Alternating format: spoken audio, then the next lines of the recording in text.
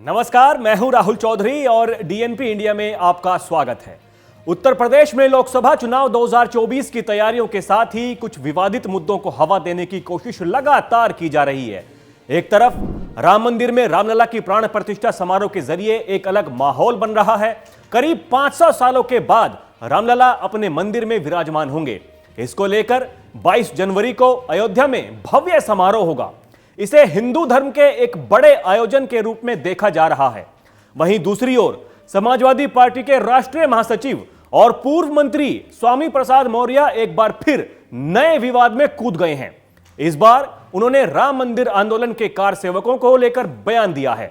उन्होंने कार सेवकों को अराजक तत्व बताया और कहा कि तत्कालीन मुलायम सिंह यादव की सरकार ने कानून की रक्षा के लिए और अमन चैन कायम रखने के लिए उन पर गोलियां चलवाई। स्वामी प्रसाद मौर्य ने यह बयान ऐसे समय में दिया है जब एक तरफ बीजेपी राम मंदिर के जरिए माहौल बना रही है और बता रही है कि कैसे उस समय की तत्कालीन सरकारों और विपक्ष के नेताओं ने राम मंदिर आंदोलन से जुड़े राम भक्तों और कार सेवकों पर अन्याय किए थे, उन्हें डराया था, धमकाया था, उन पर गोलियां चलवाई गई थी और केवल तुष्टीकरण की राजनीति करने के लिए यह सब किया गया था। इसलिए तो बीजेपी नेताओं की ओर से मुलायम सरकार के गोलीकांड का जिक्र किया जा रहा है। लेकिन यह सब इनकी समझ में नहीं आ रहा, यह तो अभी भी उनकी पैरवी करने में ही लगे हैं।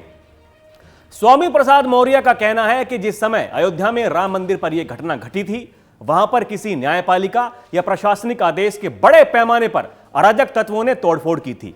मौर्य जी ने कहा कि तत्कालीन मुलायम सिंह यादव सरकार ने संविधान और कानून की रक्षा के लिए, अमन चैन कायम रखने के लिए उन पर गोलियां चलवाई। वो सरकार का अपना कर्तव्य था और उसे अपना कर्तव्य निभाना पड़ा। आपको बता दें कि साल 1990 में भारी मात्रा में साधु संत और कार सेवक अयोध्या पहुंचे थे। तत्कालीन यूपी सरकार ने अयोध्या में कर्फ्यू लगा दिया था। बाबरी मस्जिद के विवादित इलाके में 1.5 किलोमीटर के दायरे में बैरिकेडिंग भी लगा दी गई थी।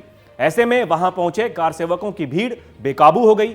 इसके बाद 30 अक्टूबर 1990 को पुलिस ने कार सेवकों की भीड़ पर गोलियां चला दी, जिसमें 5 लोगों की मौत हो गई थी।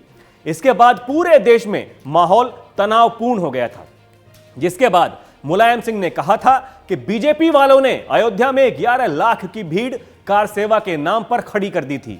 देश की एकता के लिए मुझे गोलियां चलवानी पड़ी, जिसका मुझे अफसोस है, लेकिन इसका कोई विकल्प नहीं था। आपको बता दें कि इससे पहले भी स्वामी प्रसाद मौर्य कई बार हिंदू धर्म और ग्रंथों पर विवादित बयान देकर चर्चा में आ चुके हैं। रामचरितमानस पर सवाल उठाकर भी वो चर्चा में आए थे। उसके बाद हिंदू मंदिरों के बौद्ध मठों को तोड़कर बनाए जाने के अपने दावों के कारण भी वो विवादों में रहे। अभी कुछ ही दिनों पहले उन्होंने हिंदू धर्म को धोखा तक बता दिया था। स्वामी प्रसाद मौर्य ऐसे बयान तब दे रहे हैं जब पार्टी के मुखिया अखिलेश यादव ने भी पार्टी नेताओं को जबान पर लगाम लगाने की बात कही है। इसके अलावा कई बार पार्टी के वरिष्ठ नेताओं ने भी ऐसा कई बार कहा है कि यह उनके निजी बयान है, उनके निजी विचार हैं। समाजवादी पार्टी का इसमें कोई हस्तक्षेप नहीं है, लेकिन स्वामी जी हैं जिनका दिल है कि मानता नहीं। वो जब चाहे अनाप शनाप कुछ भी बयानबाजी करते हैं, लेकिन ना ही तो पार्टी उन पर कोई एक्शन लेती है और ना ही पार्टी के मुखिया उनके बारे में कुछ खुलकर बात करते हैं। अब सवाल उठता है कि क्या इसके पीछे अखिलेश यादव का हाथ है? क्या तुष्टीकरण की राजनीति करने के लिए वो ये सब कुछ करा रहे हैं या फिर कुछ और? सोचिएगा जरूर।